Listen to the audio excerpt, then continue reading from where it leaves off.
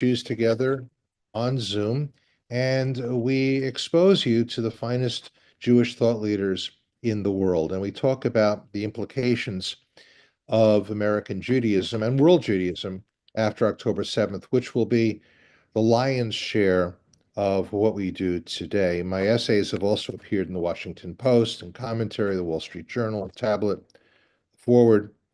And the most important trivial thing about me is that I recently reversed the flow of Jewish history by being the first adult Jewish man to actually leave South Florida and to move to New Jersey, ostensibly to be near my kids. Our topic today, Tikkun Ha'am, Passover, crisis, and reclaiming Jewish identity, which is based on the book Tikkun Ha'am, Repairing Our People, Israel and the Crisis of Liberal Judaism.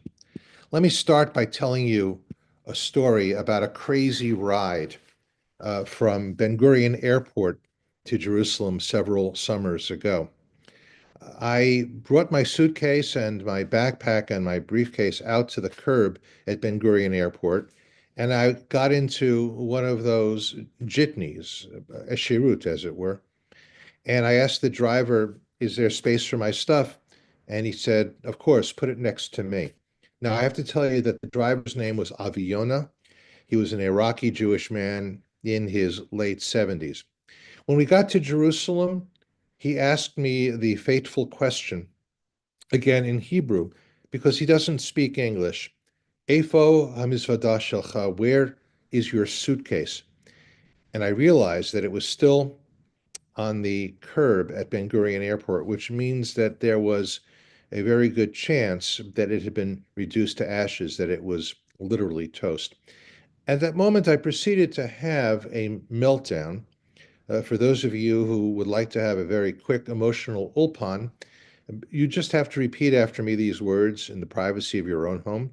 Lo, lo, lo, lo, lo, lo, lo, no, no, no, no, no. I couldn't believe this had happened. Well, he called me a few names, some of which I actually deserved. And then he made a phone call, taking my phone number. A few seconds later, on his speakerphone, I could hear the glorious words, Ken, matzati oto. Yes, I found it. I was in tears. And I said, "We have to go back to Ben Gurion Airport, don't we?" And he said, "Lo, lo." He pulled into a gas station, got out, got me my suitcase. And I was at this moment really in the third level of ecstasy. I reached into my wallet and he said to me, "Mazet, tip? What is this, a tip? You're giving me a tip?" "Ain't tip. There's no tip for this." And then he proceeded to repeat from memory the two Torah mitzvot, the two commandments in the Torah, one from the book of Exodus, the other from Deuteronomy, that have to do with the necessity, the mitzvah, and the sacred obligation of returning lost objects to their rightful owners. And then he said to me these words that grabbed my soul. Anachnu achraim, he said, we are responsible. And so I want to start this conversation today by talking about the layers of Jewish responsibility. I could say that the layers are as thick and as elegant as the layers of matzah, but there are more layers of responsibility than there are layers of matzah on the Seder plate. Judaism understands it this way, that we have a primary responsibility to ourselves, and then to our families, to our communities, to our tribes, to our people, as it were, and then ultimately out to the world. We cannot skip over one of these levels of responsibility and leapfrog, fast track to the next one. Or think of it this way. If you drop a pebble into a pond, there will be ripples. And that is essentially how Judaism sees the world. We are the pebble dropped into the pond, and there are ripples of responsibility that flow out from ourselves to our families, to our communities, to our tribes, ultimately to the world. Our responsibilities might wind up being global, but they start with ourselves, with our tribe, and with our people. And by the way, in my book, Tikkun Ha'am, I have an entire chapter on why it is okay and even beneficial for the Jews to think of themselves as a tribe, that we can be tribal without being tribalistic. On Pesach, I tend to see myself at the table with my children, my grandchildren, with friends and family, as being part of links of a chain that go all the way back to Sinai and beyond, to Abraham and Sarah themselves. Now, I'm going to be very clear with you that what I did that day with Aviona constituted not only a sin, but also a social faux pas. Because I like to think of things using alliteration. At that moment, my sin was that I saw myself as being a customer, but he saw me as someone with whom he lived in covenant. We need more of this in American Judaism. Even and especially if you are non-Orthodox, we need to develop a greater sense of responsibility for each other, for the Jewish past, present, and future, and the Jewish people wherever they may be. So there's a story that I love to tell.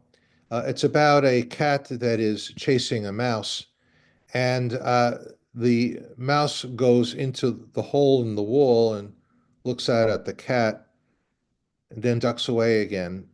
And as the mouse is out of eyesight, the mouse says, meow, and the cat walks away. The other mice say to the mouse, what was that all about? And he said, now you understand why it is helpful to know a second language.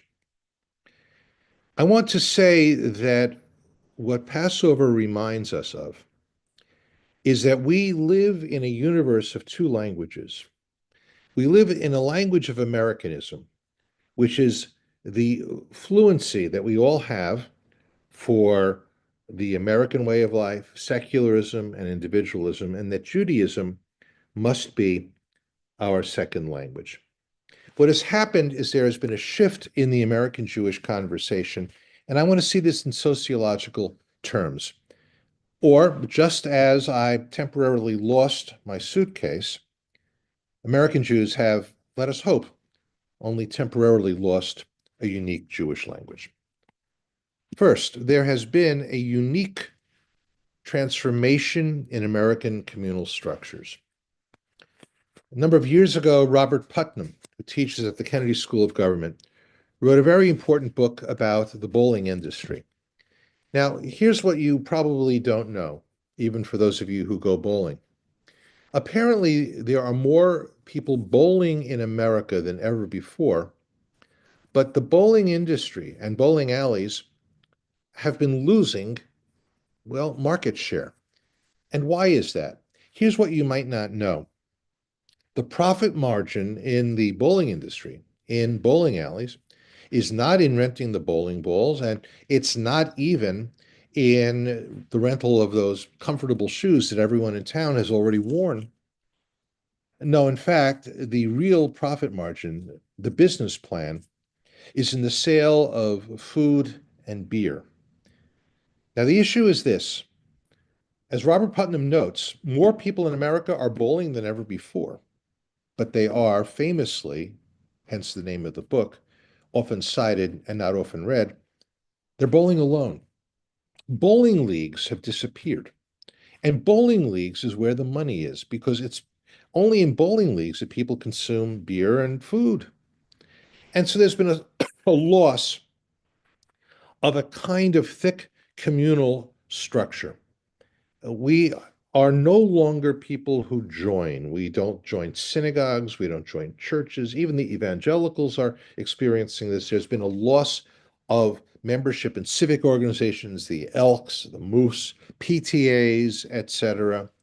In that sense, American Jews have assimilated into this pervasive American culture of bowling alone, which has itself led to a plague of loneliness. The second thing is radical individualism, in which we see ourselves in a kind of atomized way as radical individuals. Now, we say that we believe in this thing called community, and many of us long for community.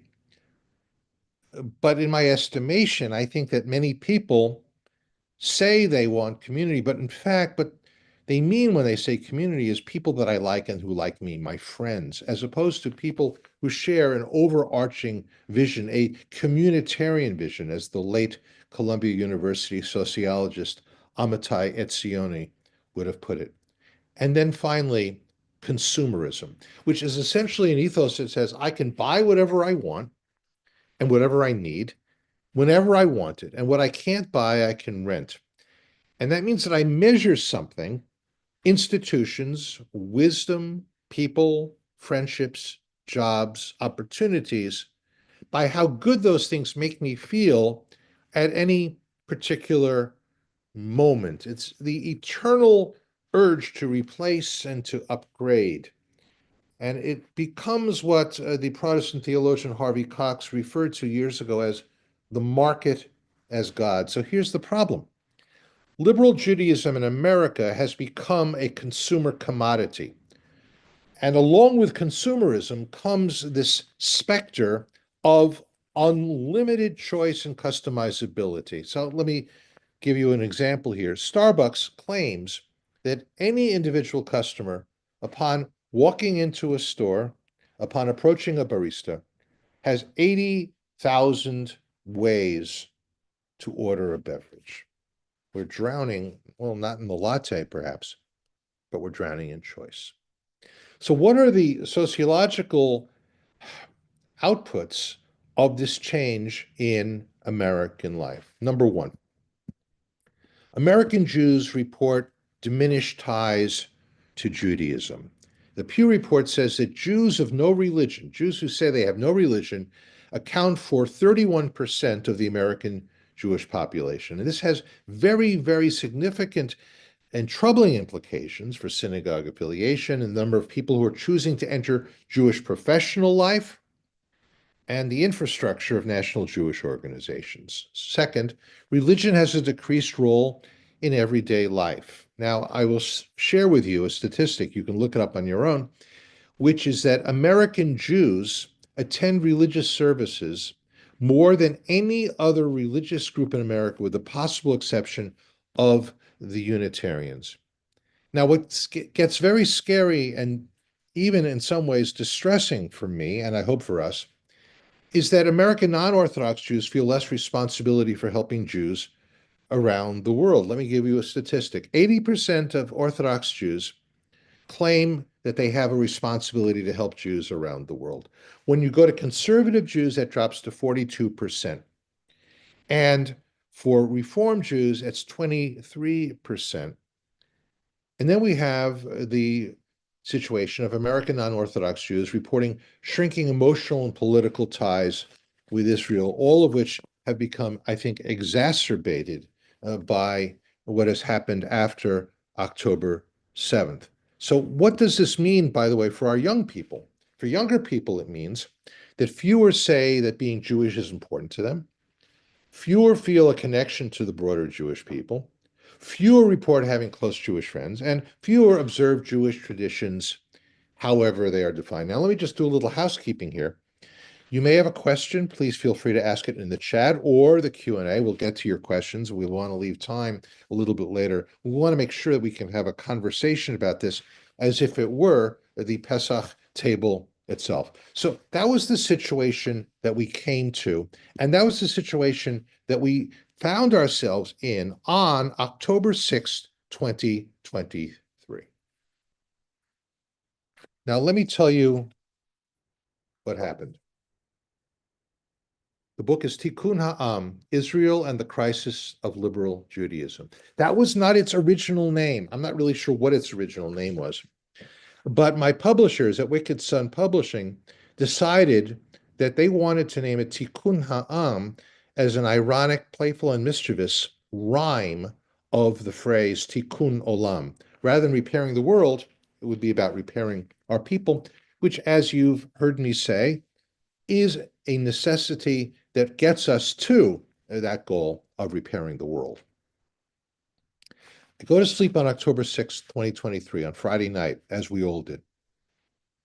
On October 7th,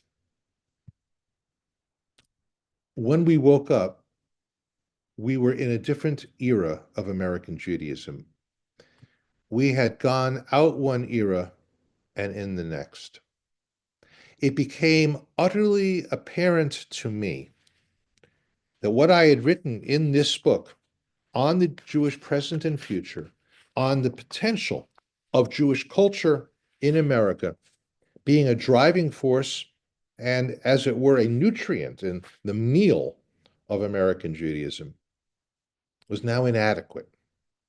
I called my publishers and I said to them, I have to rewrite the introduction.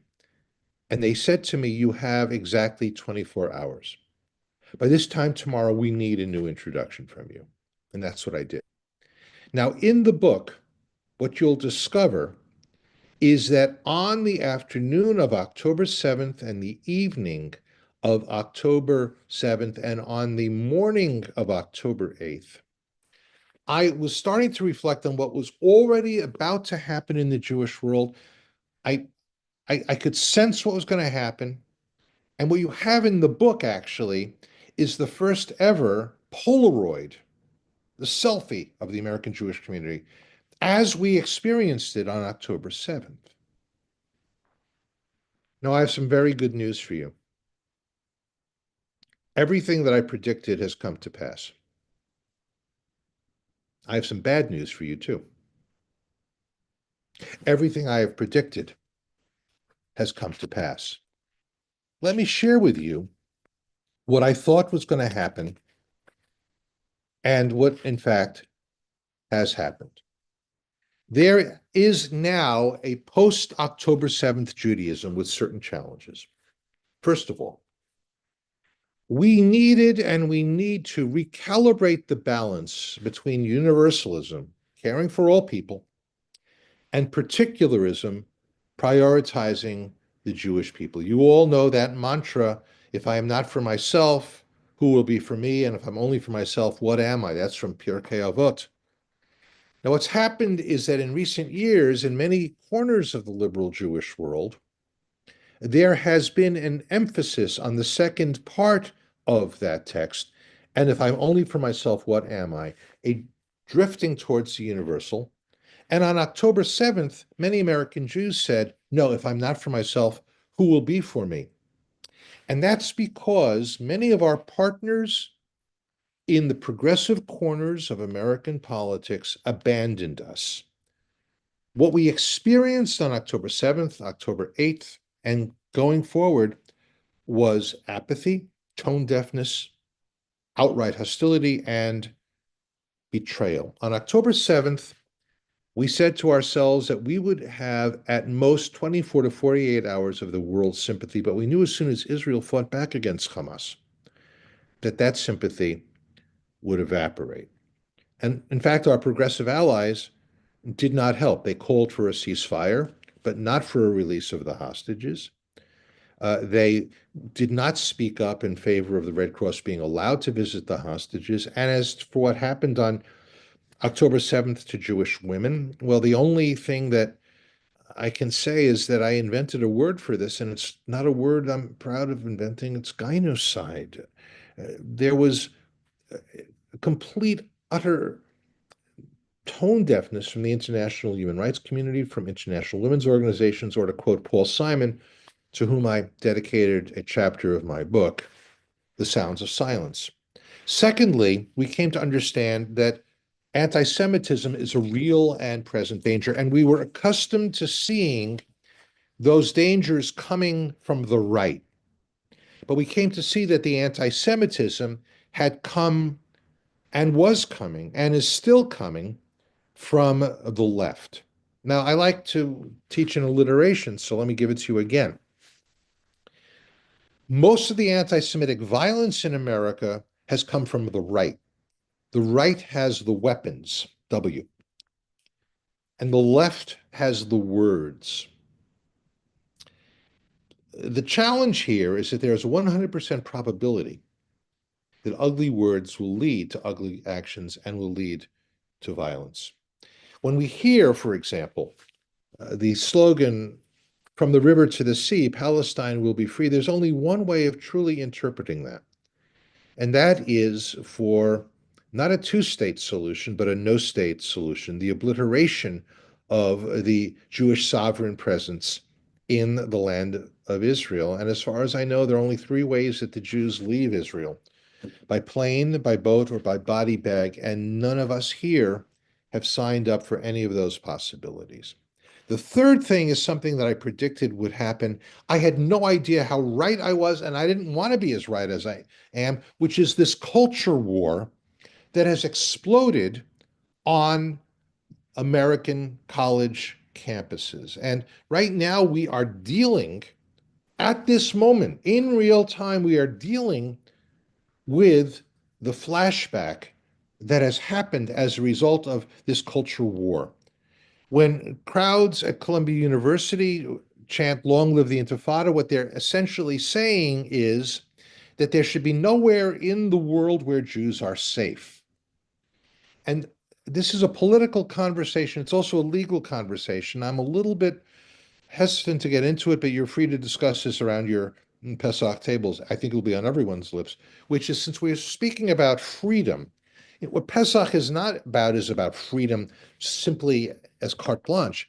But what does it mean to live in covenant with each other? What does it mean for us to create a civil society that is based on civil conversation? This is not about freedom of speech or even academic freedom. That's not what's at question here. What's at question here is, when does that become hate speech? And when does that hate speech enable violence, moral violence, and potentially even physical violence against Jews on college campuses? When on October 7th, a professor at Cornell University said that he felt exhilarated by what Hamas had done, we were clearly in a different territory. And I have to ask the question about Columbia University. Would you like to guess how many students there are at Columbia University? I'm just going to tell you right now. You don't have to guess. Don't Google it. 40,000. And how many were involved with the encampments and these ugly protests against not only Israeli policy, but against Jewish students, preventing professors from teaching, preventing students from learning, even to the point where commencement had to be canceled? At most, about 1,000 students, if in fact they were all students. That means that there were 39,000 people who did not say anything, who did not speak up, and did not say, "My education is being interrupted. What I've paid for, I have not been able to get." And finally, the crisis in Jewish education. The chickens came home to roost on not October 7th, on October 9th, on Monday, as Jewish college students texted their parents and said, "I'm being called a baby killer, a purveyor of apartheid and settler colonialism. How do I answer this?" And the fact of the matter is that they have no database with which to answer, because upwards of 60% of American Jewish kids are not getting any Jewish education beyond puberty. And the result of that is that they can't answer these questions at a time when intellectually they are able to frame the answers to these questions. They're simply not there. And by the way, I don't blame my colleagues. I don't blame rabbis or cantors or educators. I think most of us have done the best we possibly can with the, the kids and the time, the money and the resources that we have been able to receive. But we are in a system now in which parents have no choice, because it's a system of sports and of after school tutors where kids are now forced to work on their resumes for college. We are stuck in a system that works against any kind of vigorous Jewish identification. Let's bring it home to Pesach.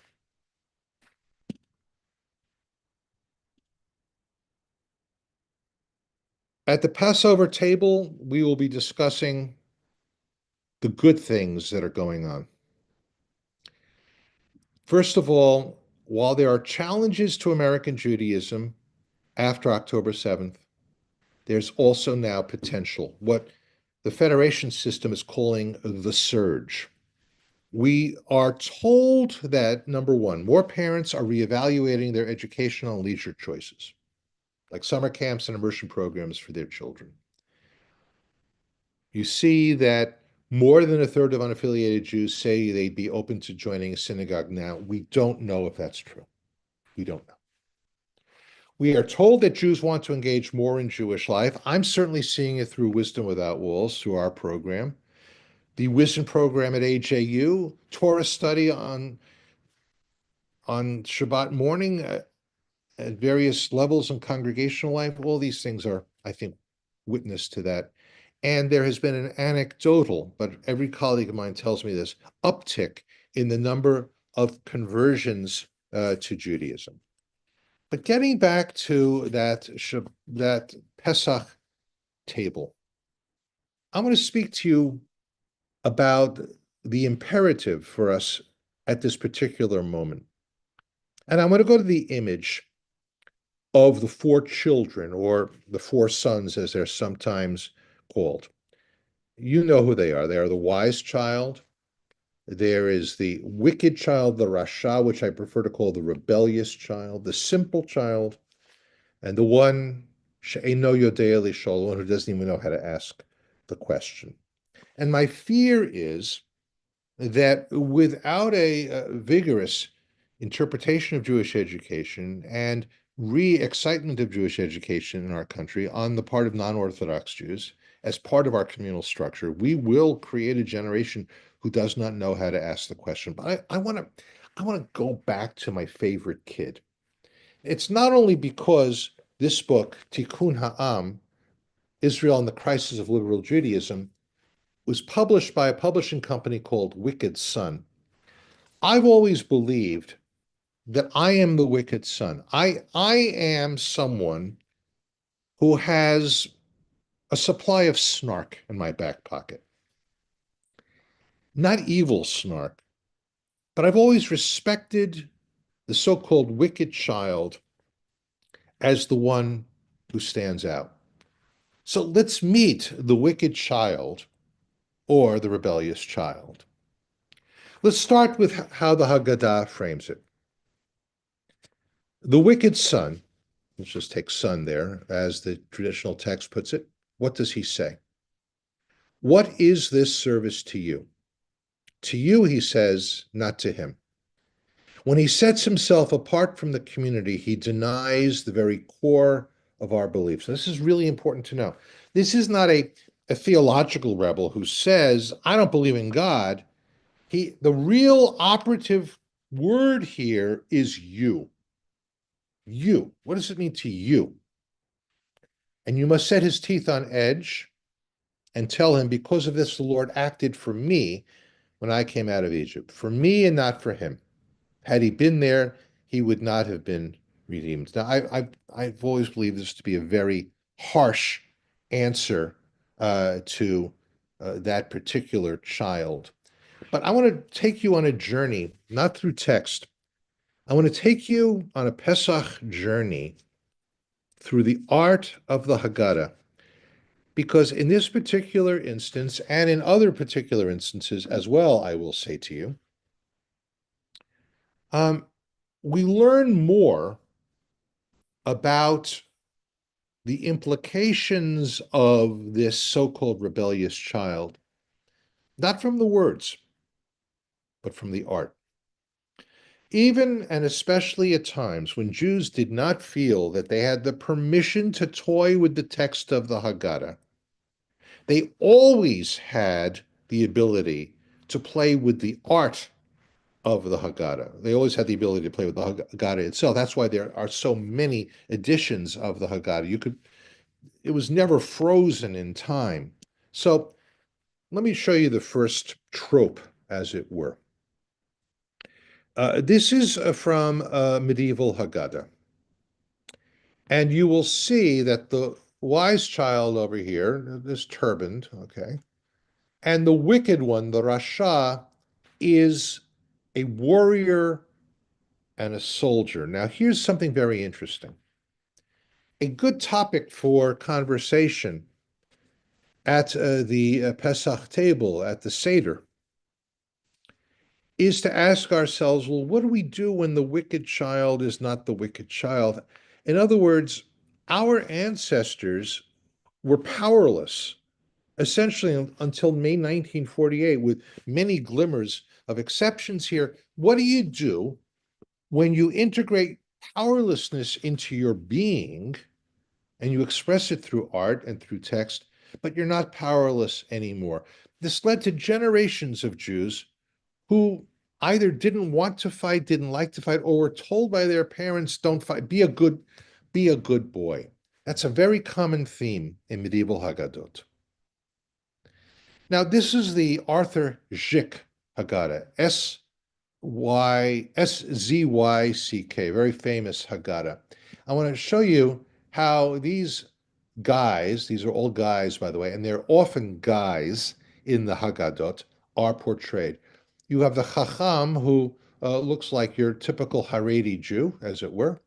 And then you have the Rasha, again, the wicked son. Now, what's important here is that the wicked son here is an assimilationist. He is dressed for going out for a ride or to play polo, as it were, like a member of the British upper class. And here I recall the legacy of Ralph Lauren, née Lifshitz, who ironically designed a world through polo, Ralph Lauren, that Jews could only have dreamed of entering, the clubs they could not join, the Tony suburbs in which they could not live, and in particular, the universities that they could not attend, in particular, Harvard, Yale, Princeton, all of which, up until about 100 years ago, had very strict quotas against Jewish students. And it's ironic to me that of several of the universities that are now facing Title VI complaints about anti-Semitism,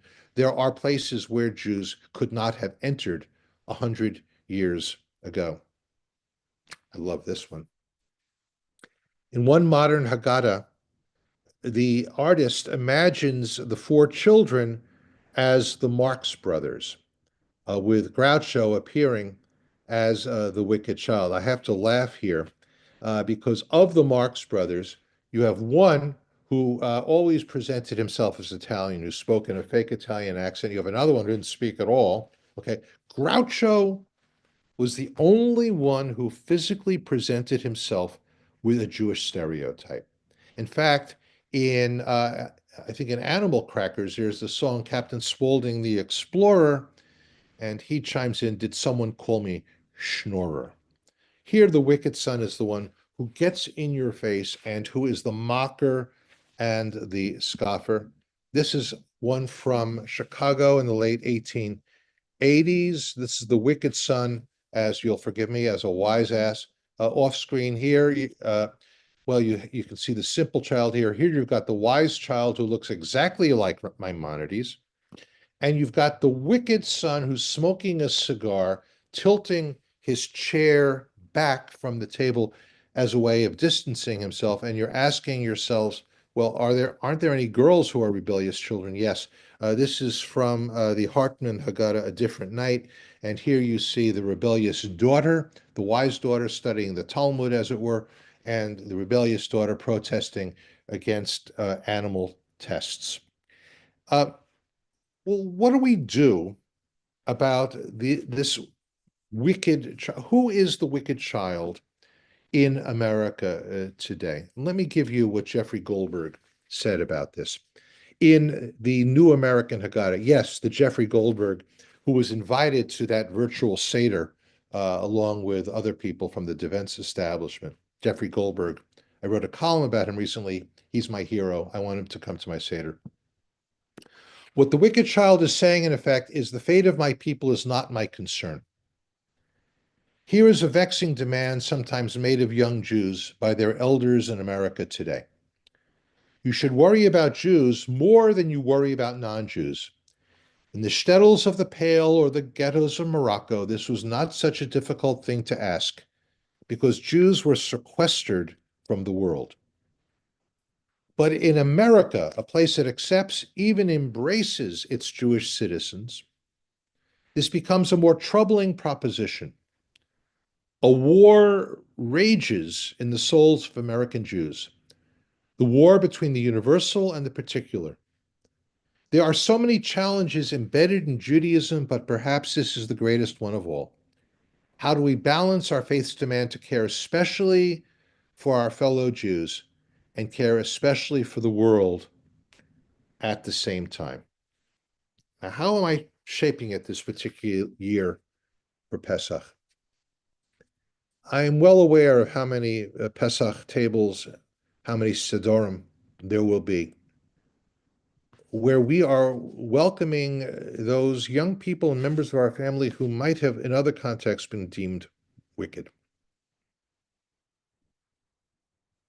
I would have to say this.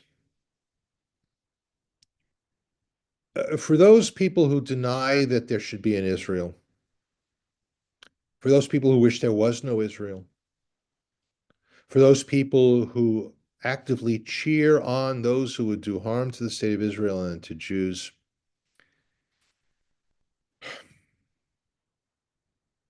it, it grieves me to say this, but I feel my heart constricting here. But there are actually a great number of our young people, and I say this now as a way of offering comfort and I hope strength and inspiration to everyone, who are not saying that.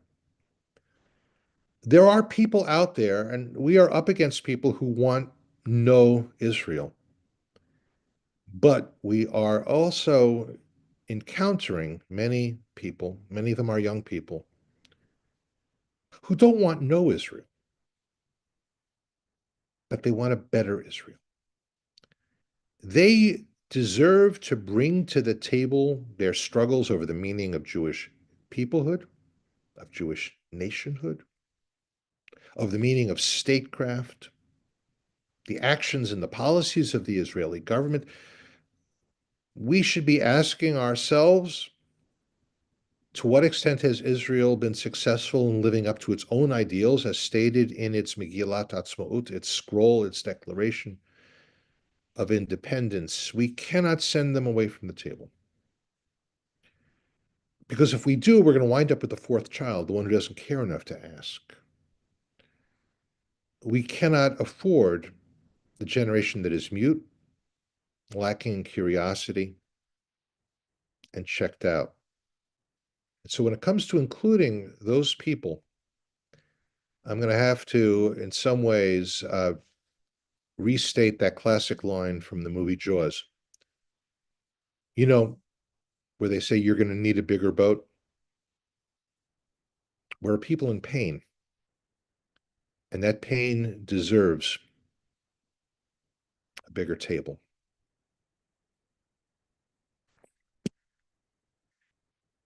Where are we? Yossi Klein Halevi puts it this way. There are two holidays, this is my addition to what Yossi has taught, adjacent to each other, separated by 30 days that start with the letter Peh, the letter P. Peh meaning mouth. They're two stories we tell ourselves. There are the Purim Jews for whom the major mitzvah is to remember Amalek, which means don't be weak. And there are the Pesach Jews for whom the major mitzvah is remember that you were slaves in Egypt. And that means not to be cruel. As we wind towards the exciting conclusion, I would share with you this piece of art by an artist named Dennis Carden. It's called Lover's Quarrel. I think this epitomizes where American Jews are today. We have these two guys who are the same guy. The guy on the left wears a kippah. The guy on the right wears a baseball cap. The serious Jew, the secular Jew. And they are stitched together. There's a scar where they're stitched together. And they don't want to be severed. They're trying to figure out how to integrate their identity. They don't want to be broken like that middle matzah. They want to be whole. Now, I know what you're asking yourselves. Some of you are asking yourselves, hey, whatever happened to the Iraqi Jewish Israeli cab driver, the van driver, the Sherut driver, Avi Yonah? I'm glad you asked. I still had his phone number, and so on Rosh Hashanah, I called him and I asked him if he remembered me. And he said, absolutely. He remembered me, and he even remembered the address to which he was taking me. I said to him these words, Aviona, I, I have, I have sat at the feet of the greatest Jewish teachers of our time in lecture halls and classrooms, but no one taught me as much Torah in as little time and in as small a space as you did that day on the road to Jerusalem. And we were both in tears. And he said, can I give you a blessing? He gave me a blessing. And he said, can I give you a blessing for your kehillah, for your community? And he did as well. And so my blessing is simply this. I hope it's a sweet Pesach. It's a difficult Pesach for the Jewish people. And it's not the first Pesach of challenge, in which we wonder, what will the story that this Jewish mouth is saying? But moreover, when we are searching for the afikomen, the remnant piece that has been broken from us, if you have lost something, I hope that you find it. The book is called Tikkun Ha'am for a very important reason. There are three kinds of tikkun, three kinds of repair that Judaism is based on. There is Tikkun Ha'am, repairing our people. There is Tikkun Olam, repairing the world. And there's a third one, Tikkun Atzmi, to repair ourselves. All three of those are necessary for the Jewish task today. I do want to leave time for questions in the chat or out loud, however we choose to navigate these, but I'm all yours. Okay, we have And thank you. great. We have a question from Brittany. Um, they said this might be somewhat off topic, but how do we know when it's time to make Aliyah to Israel? It seems that some do not believe it will get much worse than it is now. Many say that it'll calm down. Historically speaking, though, didn't the Jewish people often say that right up to a catastrophe? Do you think that we'll need to flee to Israel anytime soon? Thank you for your time. I can't wait to read the book. Well, thank you, Brittany. How do we know when it's time to make Aliyah to Israel?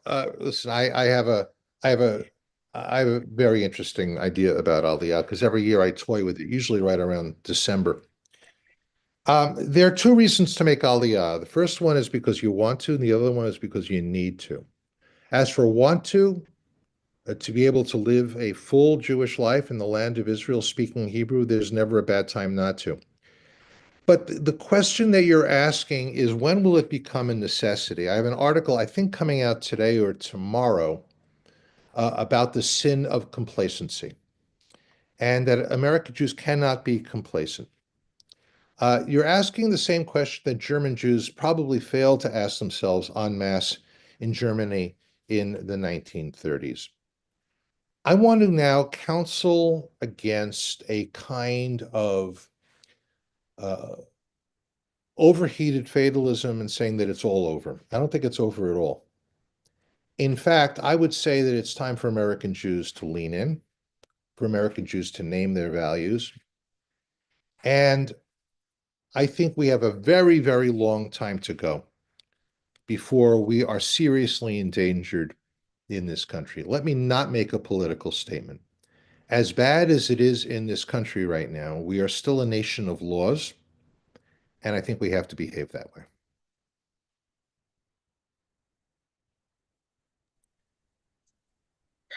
Another follow-up question. What do you foresee in the next decade or two for American Jewry? Oh my gosh, if I could answer that accurately, I would be winning some kind of Nobel Prize, not a peace prize, but a prophecy prize. Um, if I could look at my crystal ball or see a pattern in the Haroset, uh, I can see a lot of American Jews becoming much more serious about their Judaism. And at the same time, I can see many American Jews who are younger questioning increasingly not the existence of the state of Israel, but in some cases questioning those policies. Uh, I see, therefore, a sector of the community that's going to be moving more traditionally, not Orthodox, but more Jewishly affirmative, and another section of the community that's going to be going more affirmatively towards what Yisrael means, which is to wrestle with God and with meaning itself. Wonderful. Um, if you have any more questions, you can please put them in the question and answer box at the bottom of the screen. Um,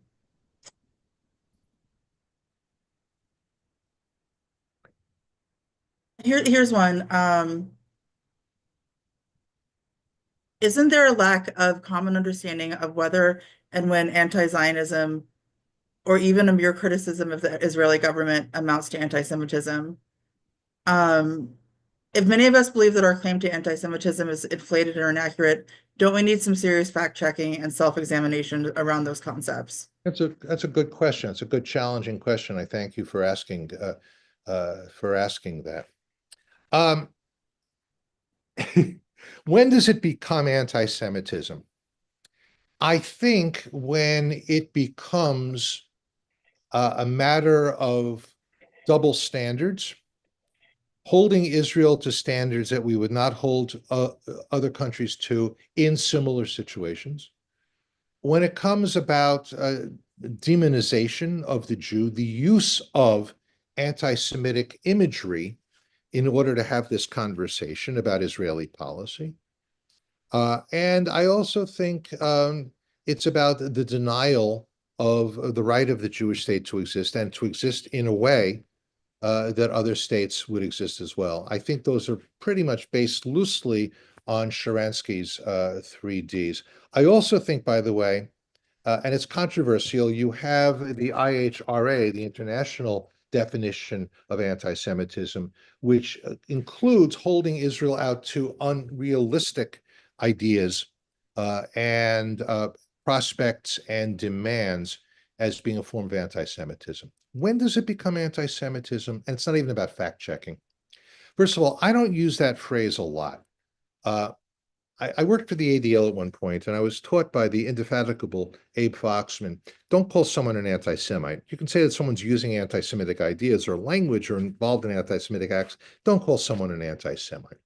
So I don't draw that pistol that quickly.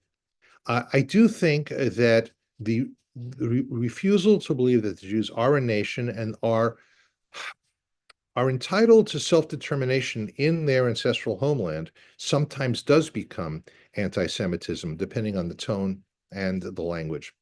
Finally, I know that there was a question was asked, how could I have gotten this far without mentioning the suffering in Gaza?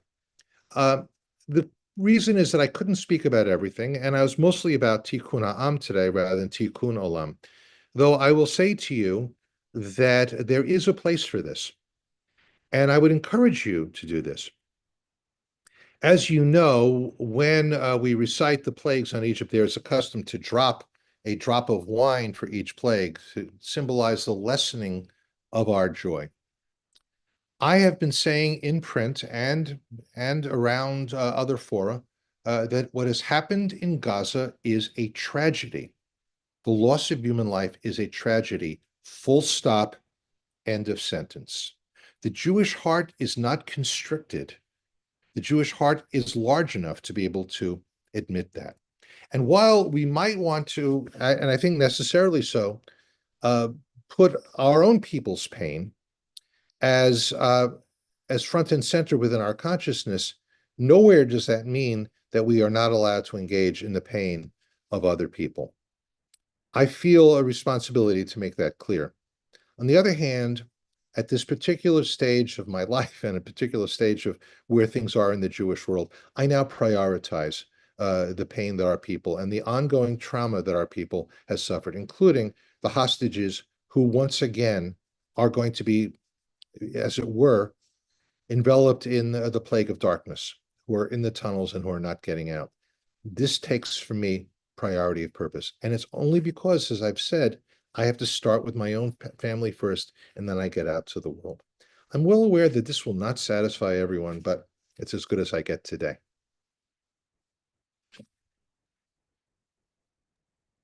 More, Um, more questions or one comments?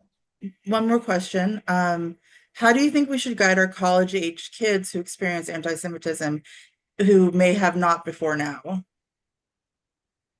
I didn't hear that. Can you say that one more time, please? Sorry, how do you think we should guide our college-age kids who experience anti-Semitism, and who may have not experienced it before now?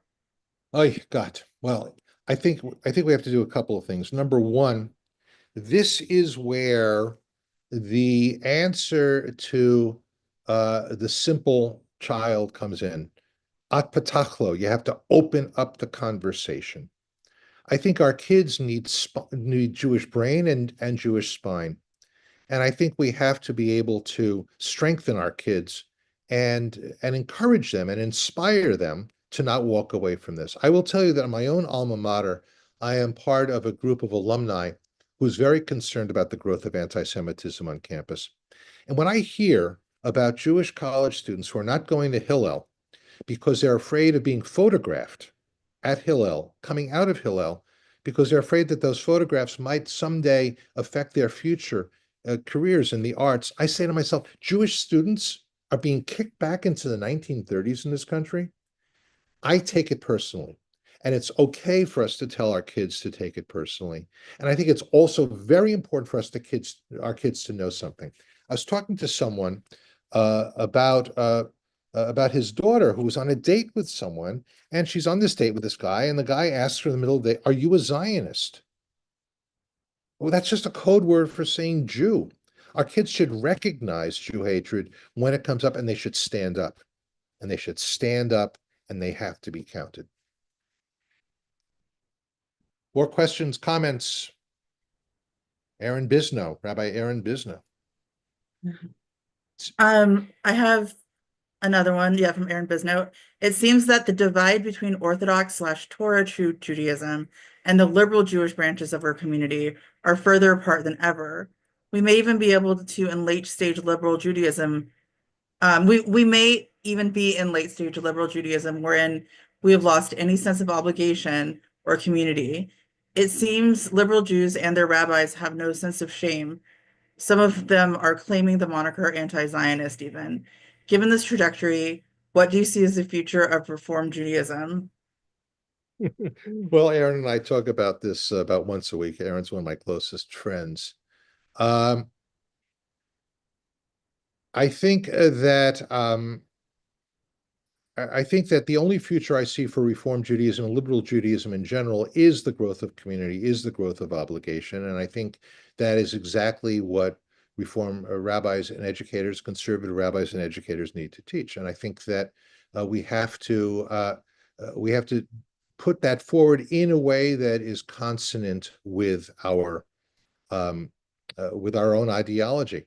I believe that, to quote the late Israeli intellectual Amos Oz, we have inherited a household of future furniture from the Jewish past. We have to figure out what goes into the living room and what goes into the attic.